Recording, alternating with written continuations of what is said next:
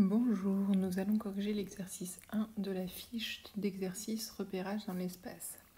Donc nous avons un pavé droit, A, B, C, D, E, F, G, H, et un repère A, D, B, E. Donc l'origine du repère c'est A, AD c'est l'axe des abscisses, AB l'axe des ordonnées et AE l'axe des altitudes. On vous demande de donner les points de tous les sommets du pavé droit dans ce repère-là. Alors, si A c'est l'origine, quand on part de A pour aller vers A, on ne bouge pas. L'origine, elle a toujours pour coordonnées 0, 0, 0.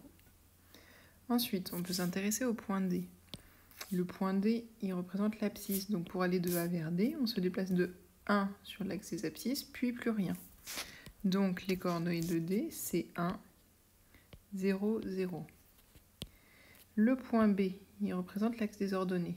Donc en partant de A, pour aller vers B, on ne se déplace ni sur l'axe des abscisses ni sur l'axe des altitudes, mais une fois sur l'axe des ordonnées.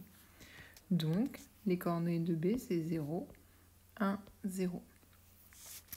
Et le point E, qui représente l'axe des altitudes, pour aller de A vers E, on ne se déplace ni sur l'axe des abscisses ni sur l'axe des ordonnées, mais de 1 sur l'axe des altitudes.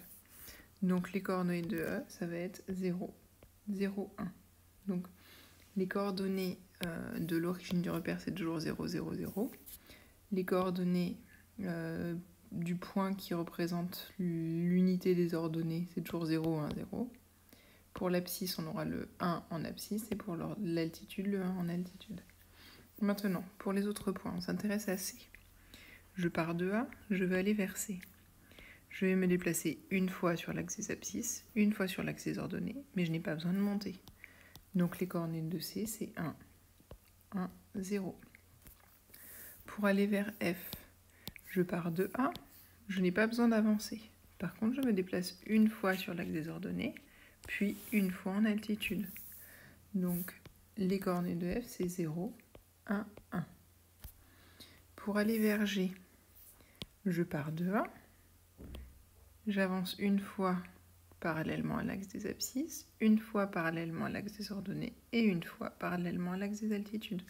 Le point G, c'est le point qui est le plus éloigné de A. Donc ses coordonnées, c'est 1, 1, 1. Et enfin, pour aller à H, je pars de A, une fois en abscisse, rien en ordonnée, une fois en altitude. Donc ça nous donne 1, 0, 1.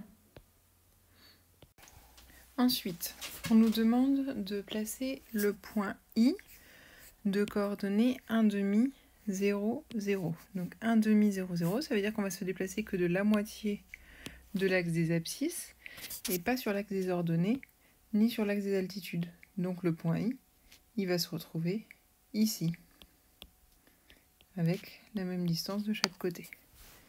Ensuite, on va placer le point J de coordonnées 1, 1,5, 0. Donc là, je me déplace de 1 sur l'axe des abscisses, mais de la moitié de l'axe des ordonnées et rien sur l'altitude.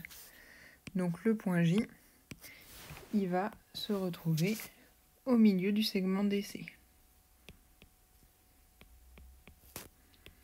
Et enfin, on veut placer le point K de coordonnées 1,5, 0, 1. Donc là, je me déplace de la moitié de l'axe des abscisses, rien sur l'axe des ordonnées, et 1 sur l'axe des altitudes. Donc K, il se retrouve au milieu du segment HE. Alors là, je peux faire le même codage que autour du point I, puisque HE et AD ont la même longueur. Pour la question 3, donc il faut placer le point L, milieu du segment EF et en donner les coordonnées. Donc le point L, on va le placer déjà. Donc au milieu du segment EF, il va être ici.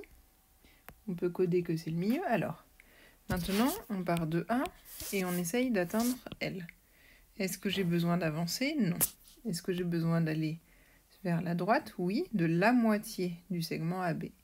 Donc ça va être 0 en abscisse, 1,5 en ordonnée, et je monte bien de tout le segment AE, donc 1 en altitude. Donc les coordonnées du point L, ça va être 0, 1,5, 1. Ensuite, pour la question 4, on place le point M, cette fois-ci, au milieu du segment BF. Donc, on place M au milieu du segment BF et on en donne les coordonnées. Alors, en partant de A aller jusqu'à M, je ne me déplace pas le long de l'axe des abscisses. Par contre, je me déplace une fois le long de l'axe des ordonnées et de la moitié de l'altitude. Donc, je vais avoir 0, 1, 1 demi. Et enfin, on s'intéresse au point N. Donc cette fois-ci, le point N, on le met au milieu du segment GC. Alors, au milieu de GC, on va le mettre en rouge.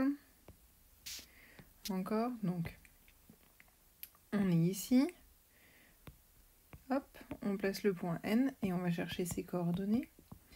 Donc pour aller de A vers N, j'ai avancé de 1 sur l'axe des abscisses, de 1 sur l'axe des ordonnées et de la moitié de l'altitude. Donc les coordonnées de N, ça va être 1,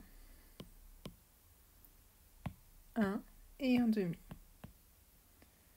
Voilà.